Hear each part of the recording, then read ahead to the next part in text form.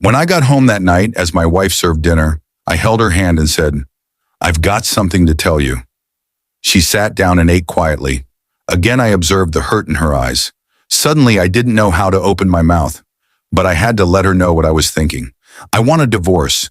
I raised the topic calmly. She didn't seem to be annoyed by my words. Instead, she asked me softly, "Why?" I avoided her question. This made her angry.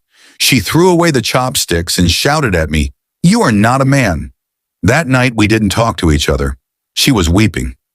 I knew she wanted to find out what had happened to our marriage, but I could hardly give her a satisfactory answer.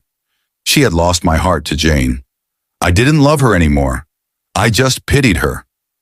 With a deep sense of guilt, I drafted a divorce agreement which stated that she could own our house, our car, and 30% stake of my company.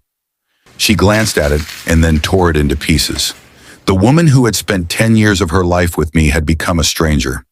I felt sorry for her wasted time, resources, and energy, but I could not take back what I had said, for I loved Jane so dearly. Finally, she cried loudly in front of me, which was what I had expected to see. To me, her cry was actually a kind of release. The idea of divorce, which had obsessed me for several weeks, seemed to be firmer and clearer now. The next day, I came back home very late and found her writing something at the table. I didn't have supper but went straight to sleep and fell asleep very fast because I was tired after an eventful day with Jane. When I woke up, she was still there at the table writing. I just did not care, so I turned over and was asleep again. In the morning, she presented her divorce conditions.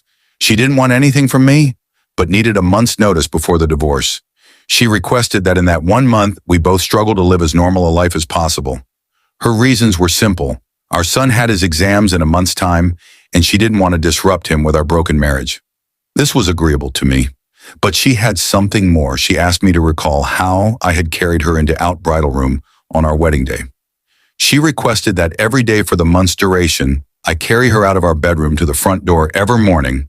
I thought she was going crazy.